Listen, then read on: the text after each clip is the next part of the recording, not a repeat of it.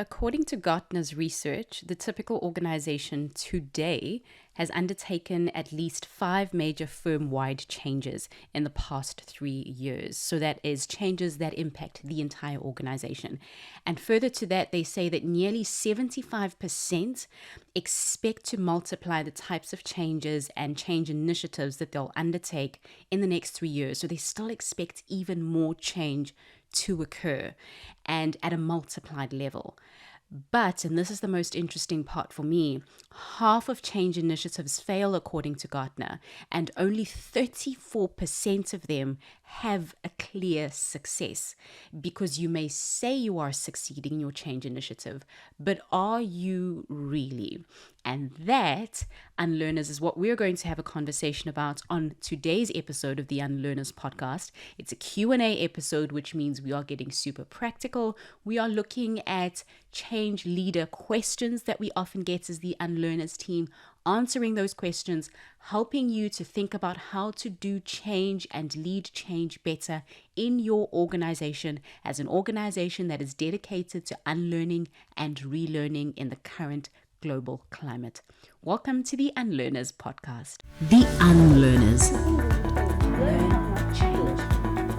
Learn, change.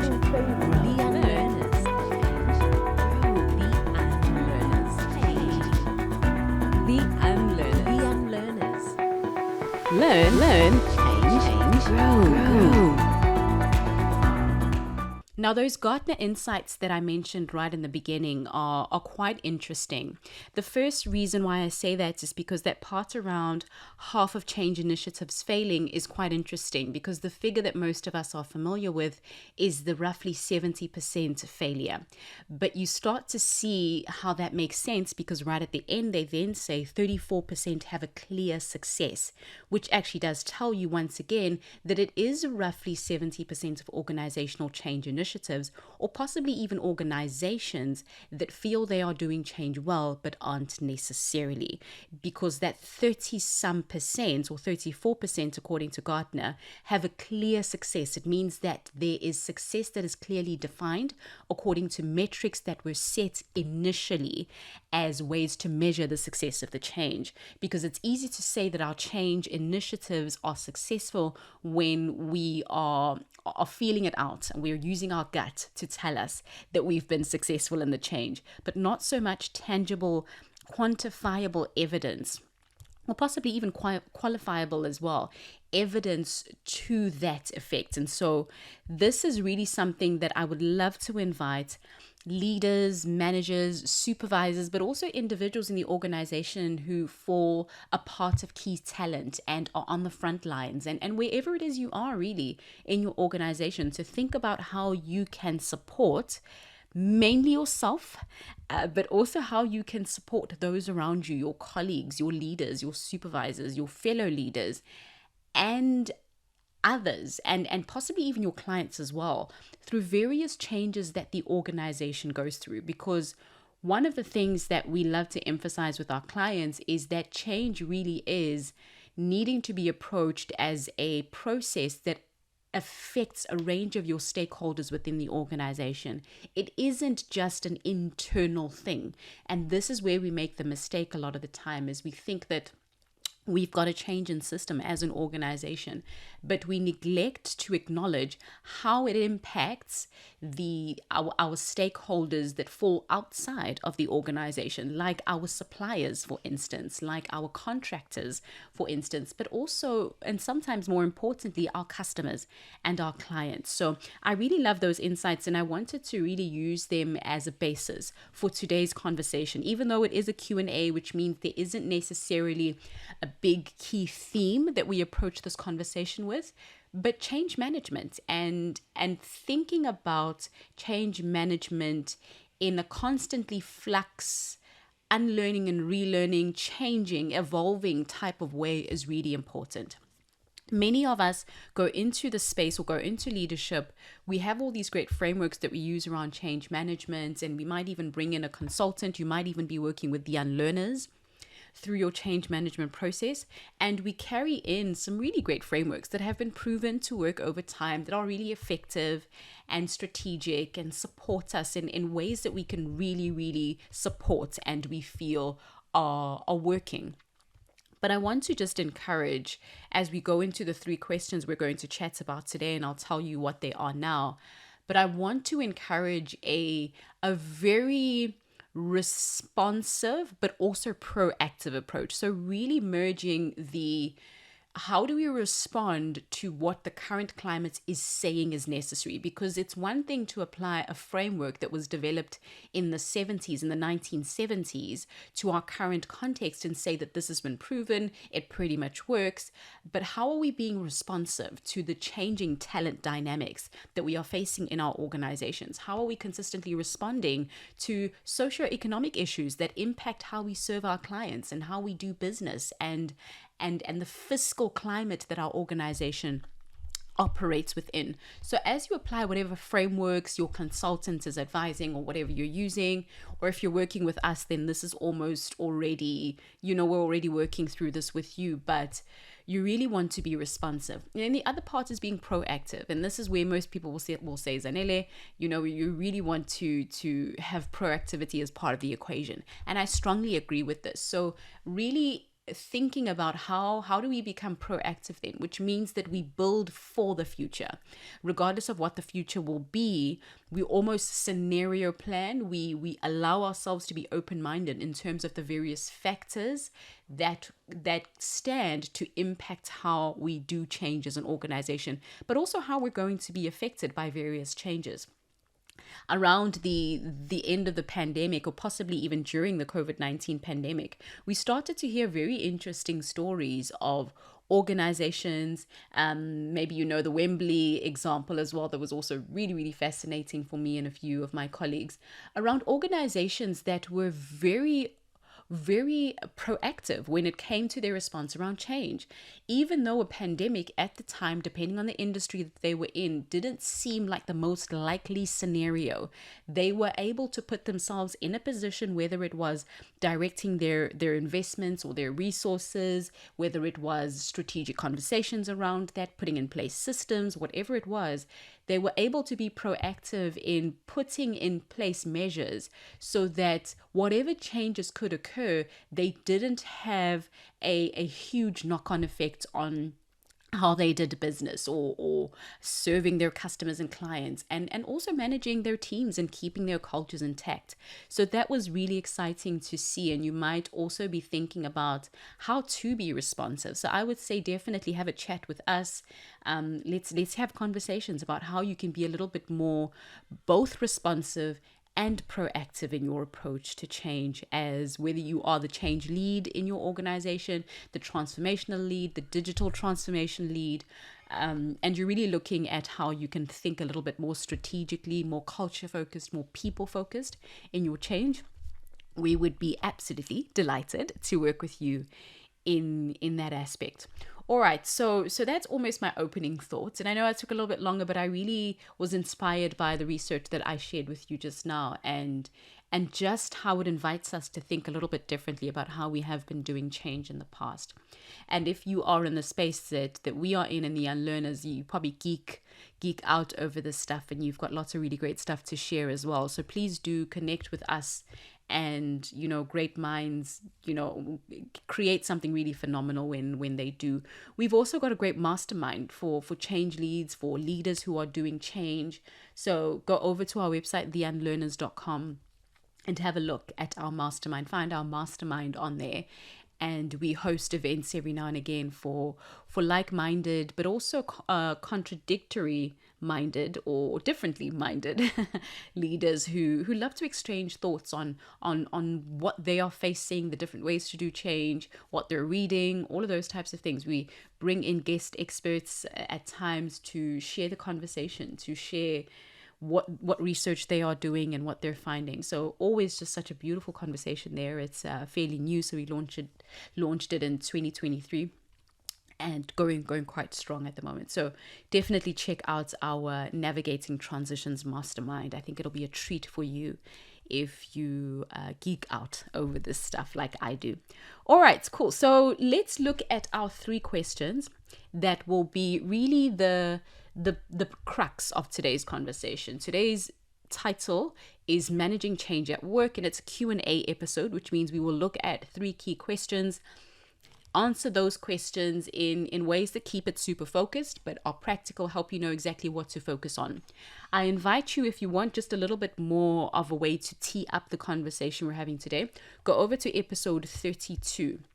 And episode 32 was focused on key priorities for you as a leader that is leading transformation and change and shifts, and quite intensive systematic shifts in your organization at the moment.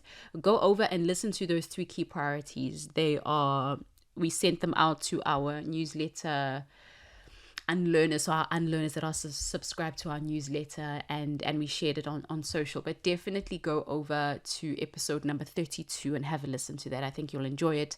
It is a fun episode, but also it gives you your, I don't like to call them marching orders, but in a way that is very much what they are, and they will help you stay focused on some of the things that matter. I think when you're in this space and you are working through something that is as flux as change, well, which those 2 words really almost mean the same thing, but there's just so much that you could potentially focus on. And so that episode will really help you know exactly what to focus on right now and give you a really great 3-step roadmap.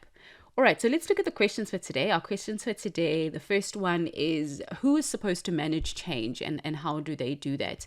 So a big question that we get, and we might have touched on this a little bit in previous episodes, but I think it's never been phrased in this way. So we'll approach that question and talk about whose responsibility is it, to manage change, and how do they do that? And then, so we'll look at that. We won't just look at the individual who's responsible, but we'll possibly also look at the roles that various stakeholders can play in that change management process, especially because today's episode was titled Managing Change, or Change Management at Work. Second question is this the best time for this change? I love that question, because this is a question we often get from our frontline individuals, a question around, is this the most opportune time to be changing this system, to be changing this leader? How do we maintain that until we get out of this period of sink or swim? You might be going through a very tough time as an organization, or really managing another change at the crux level of the organization, and you're asking yourself, is this the best time to do this? Is there not something else we could be focusing on? So that's a question. Question number 2, is this the best time for this change? I love that question, and we'll talk about how you know whether it's the best time or not. And then question number 3 is a great place to start when leading change. Phrased more as a statement, but I absolutely understand. So we'll touch on goals here and where you start. What is the best place to focus on when you are leading a change initiative? What is almost like a step number 1? What's the one thing I need to start with? And then from there, I'll almost see my momentum build. I'll almost roll down the hill a little bit easier. So those are the questions we are going to look at during this Q&A episode. So grab a coffee, grab a whatever it is you like to drink. I've got my water here that I'm going to take a sip of now. Whatever you prefer, whether you've got a snack with you, maybe snacking on fruit. I've got a dried fruit thing lately. Well, I've had it for a while now. Excuse me. I absolutely love dried fruit, so that would be my snack of choice at the moment. So question number 1, who is supposed to manage change and how? This is a really good question. And, it's funny because we get this question a lot. This is a very popular question. Who is supposed to manage this change and how do they do that? So the way that I'm going to answer that, or how I can shed some light on this, is it really does vary. From organization to organization, it varies who is supposed to manage the change. And manage and lead here is very different. It is very different, and I want you to understand the distinction between it. And this might also help you know exactly who is supposed to be leading or managing it at the time. Now, the conversation around leading the change, so I'll use the two different words, manage and lead, here to answer the question. So the conversation around leading the change is always the leader's job. And when I say leader here, I'm mostly talking about all of your senior executives. I'm talking about your C-level executives, but I'm also talking about managers, managers and supervisors. So individuals who are not necessarily frontline or customer facing, but are leading individuals who are frontline or customer facing, leading an operational team. So with these individuals, they are responsible for leading the change in the sense that they are custodians and carry the vision of what the change is supposed to yield for the organization. So bringing clarity, bringing the inspiration for the change belongs to those individuals. Championing the change is the main thing that they're supposed to do. And that for me is what leadership, a big part of leadership is just being a kind of billboard, being the North Star, that what we're working towards is worth working towards in the first place. And that, as far as I will say, is the biggest job here for someone who is leading change. And be mindful again that I'm using the distinction of leading and managing. So that for me is what leading change. So leaders in an organization, whether they are senior leaders, middle managers, leaders of supervisors or managers, people who are leading a frontline team, it is our responsibility to lead change. Now, the second part of that then is the managing change. Whose responsibility is it to manage the change?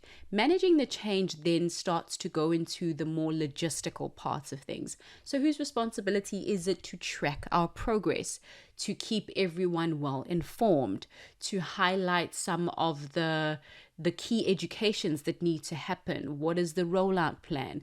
Those are all aspects around managing change rather than leading it. With managing change, then it becomes at the organization's discretion how they want to manage it.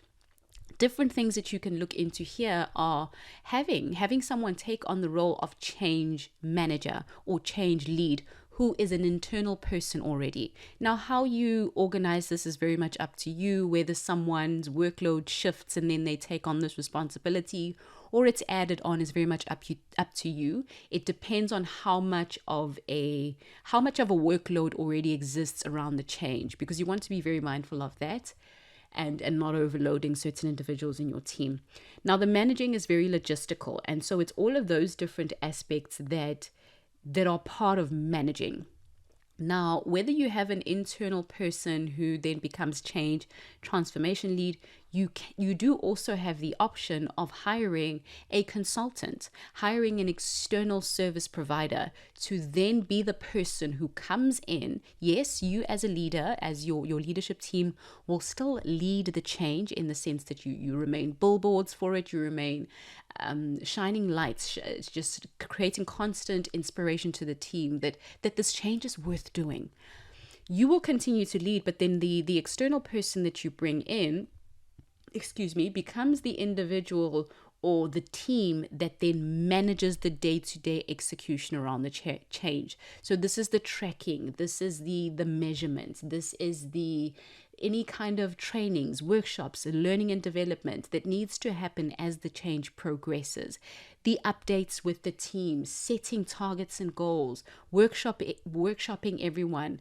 And like I mentioned, the education that forms around it as well, that is a very big part of that process, depending on what the change is within the organization at the time.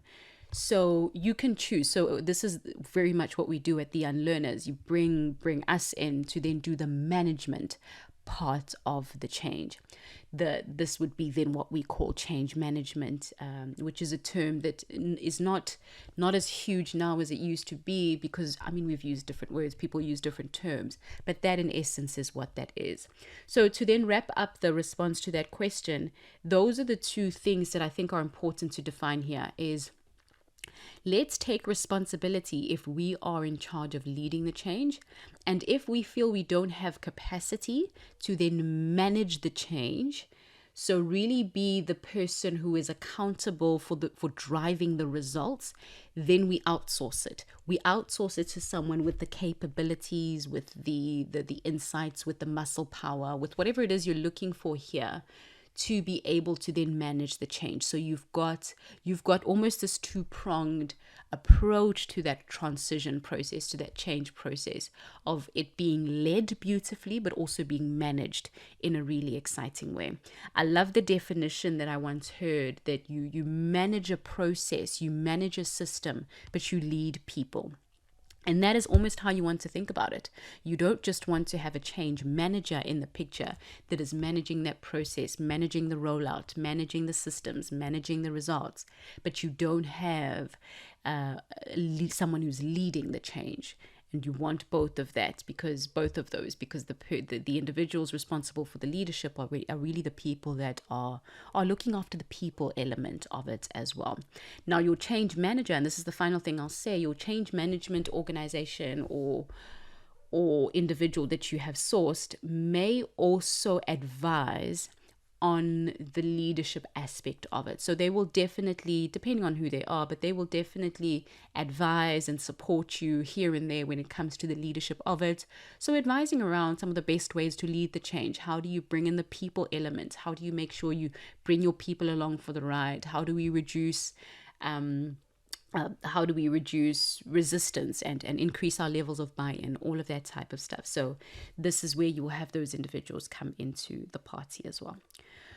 All right, so that's question number 1. Now let's move along to question number 2. Question number 2 says, is this the best time for this change? I won't be too long on this one because it is very subjective. It depends very much on the conversation you've had internally as an organization. But one of the best ways to really look at this, and this is probably one of the more obvious logical ways here, but I think it might serve the best, especially because I don't understand your context, is thinking about weighing the pros and cons. So weighing the benefit of rolling out the change at this time, of executing at this time, alongside the losses. What are the L's, as some might say, that we would take if we roll out this change in conjunction with everything else that is happening? Because I assume that the only reason you would ask a question like this is because there is already a lot that is happening in the context that may cause this to fall under the radar, or may cause that our energy be so unevenly distributed that something suffers. Now, that might be the reason why this question is being asked. But I will say, having a conversation, whether it's a strategic conversation among the team, whether it's a workshop, see how you design it. And when you, for example, bring us in as the unlearners, we may be able to help you with this, and starting off and saying, is this the best time? And then even advising a timeline that works best depending on what the organization is rolling out and what we're doing, and whether we would be strained for resources. And by resources, this could be financial, this could be time, but it could also be human capacity. Do people have capacity emotionally, psychologically, but in a few different ways for this change? Because change really does take a toll on our human capacity as an organization. So we need to always be mindful of that. Now, that's really what I will say to that question. Have a conversation about it. Look at where you are in the organization. What are some of your big plans coming up? And then how does the transformation or the change interact with the various initiatives, various strategic drivers, or whatever it is that you've got planned around your calendar at that time? Is there something that would be negatively influenced or positively influenced that we can either align the change with, or we can feed the two into each other? So look at all of those aspects, and then that's how you will know, really. Because at the end of the day, you start the year off with key metrics that you want to drive. You start off the year with key deliverables that you want to achieve. And looking at both of what you've got planned for the year, our capacity, and what we seek to achieve initially, that will tell you, having a look at all of those aspects will really tell you whether you are on the right track with doing this at this time, whether it will yield the results that you want, and whether you're willing to take the risk. Because I feel this is one of the reasons why you would ask this question, is because you're asking yourself, is it worth making the risk or taking the risk at this time to invest so much in this change? Will we get the returns, or will we end up burning our people out? And so it's really important that you ask that question. So I'm glad that you are asking this question, because it tells me that you are very intentional about how you factor change in. You are being proactive about change. You are not just responding. So a high five, hugs to you for that. And I think that's actually brilliant. So that's the second question done. And then the very last one, I do want to say before I move on to the very last question, is if there is more here that you want to talk about, that you want to engage on, and there's a certain question that you feel, oh, that was really great, I'd love more there, or I'd really love a deeper support because this is where our team is at the moment, this is the question we're asking ourselves, definitely have a conversation with us. Go over to the Unlearners, connect with us, and let's have a conversation about where you are and how we move forward, and what the best questions are to be asking right now. Because one of the biggest things you can do for yourself during change is to ask the questions rather than focus on what the answers to those questions will be. Just ask the questions, because the questions will drive us somewhere really exciting a lot of the time. So we'll just sit there and we'll ask the right questions, and we'll get into a really exciting space moving into the future. So that's question number 2 done. And then the final question as we close off is a great place to start when you're leading change. Now, this might be someone who maybe you're part of a smaller organization. Now, we don't focus a lot of our work within the smaller enterprise space. At the Unlearners, we work more with global organizations, multinationals, Fortune 500 companies. But I think that this question might be speaking specifically for someone who is in a smaller, maybe medium-sized organization, or an individual who has just started within a team and is noticing that, oh goodness, there's so much that's changing here, and I'm noticing my people need a little bit of support. I need a bit of support. So wherever it is that you are, this question will probably be relevant to you, and I'd love to do it a bit of justice, or not a bit of justice, I'd like to do it justice and answer it in a way that will really help you. So I'll say one thing here just to help you narrow down your focus so you're not thinking about too many things. A great place to start when you are leading change, regardless of how big your team is your goals. This for me is, it's just a no-brainer. As an individual who works a lot with transformation and change and helping people to do change in a way that works. So you want to start off with your goals. And when I say goals here, I emphasize quite a lot the nature of co-created goals. So it's one thing as a leader, whether you are at C-level in your organization, middle management, or wherever you find yourself at whatever work level you are, when you communicate or when you hold a vision for the change, it's great to communicate that. It's great to have a vision that this is where, as I understand our strategy, as I understand what we're hoping to drive as an organization, the key objectives that we have or the key results we want to achieve, this is the vision I hold for us. And communicating that vision.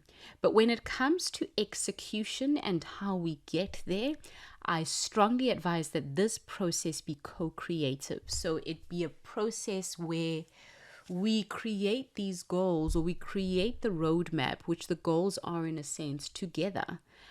What do we want to set for ourselves to help us to get there? So if the vision is that we expand our reach, for example, into 5 African countries because we are headquartered in Europe, but we really want to penetrate the African market, or we want to move into the UAE within the next 2 years.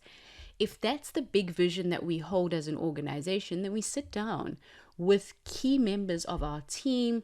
This can be all leaders across the organization, even if you're brave enough, depending on how big your organization is, and maybe key talent as well, regardless of where in the company they're on. This might feel a little bit weird for you, but I think that this is a really great thing to do, because you involve individuals with a perspective in the organization that you don't have. And this is where true learning and transformation really happens. So you have those conversations, and then you invite a shared creation process of creating our goals, of giving birth and giving rise to our goals. Where do we want to be? What do we feel with our capacity right now, and the capacity we are hoping and are currently building we will achieve? And then you sit and you co-create those goals. One of the things that I will say as we close off on this question is, as you co-create those goals, it's important that everyone in the room understands that these goals are going to, yes, be a North Star for us in the coming, whether it's quarter, maybe it's the coming 3 years, whatever it is. But having said that, these goals are open to change. And then making it very clear so that by the time everyone leaves this conversation, we know when we will reconvene to brush up on these goals, to see how we are doing on these goals, to maybe even re-engineer these goals. And it's not just okay, cool, we've got our marching orders for the next 5 years, see you in 5 years' time. But it's okay, I understand that this is what is informing current practice when it comes to our change.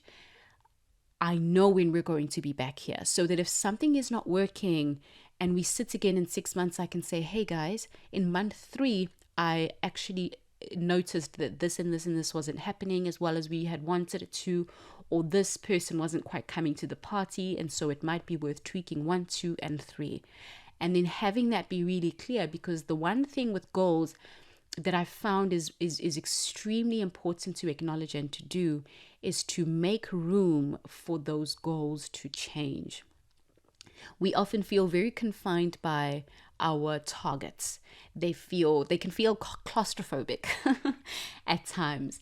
And as you set these goals related to leading your change, just to make sure everyone knows that, yes, these goals are aspirational. They're not, we're going to sleep on ourselves goals. They are big, hairy, audacious goals, as the BHAG term says.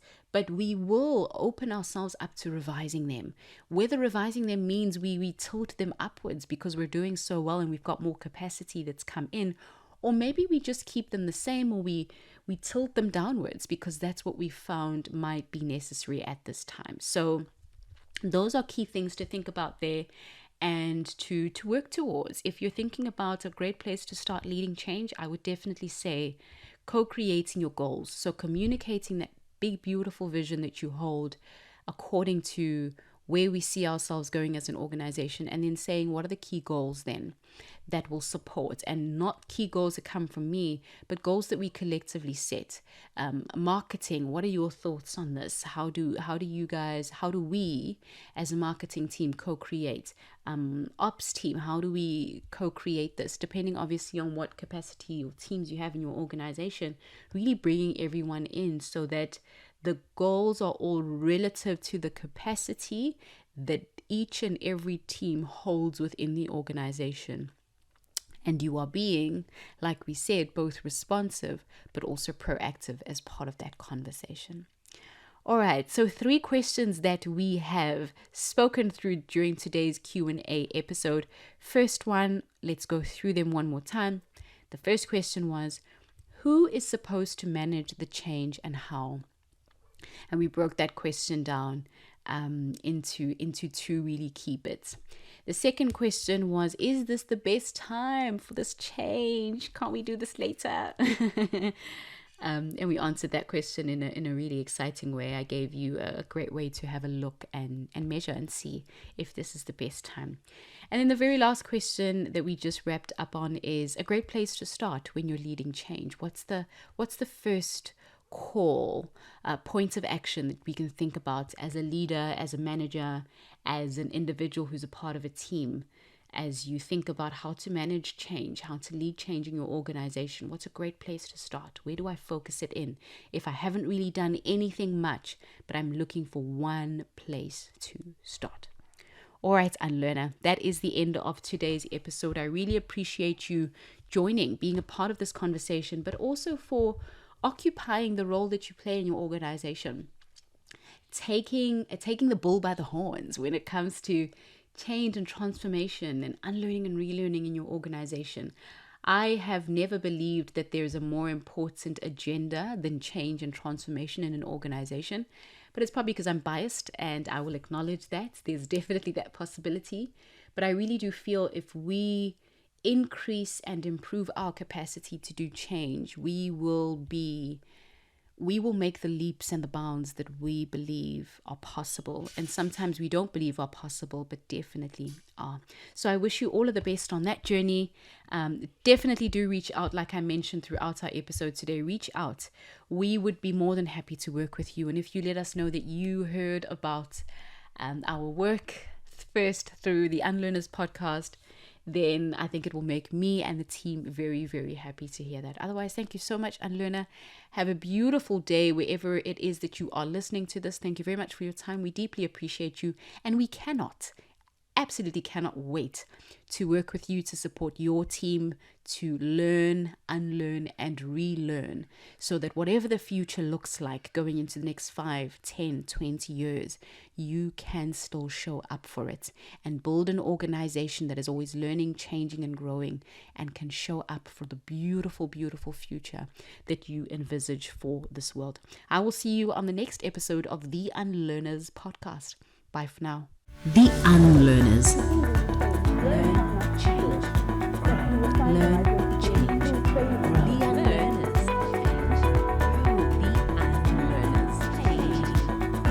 The Unlearners. The Unlearners. Learn, change, grow.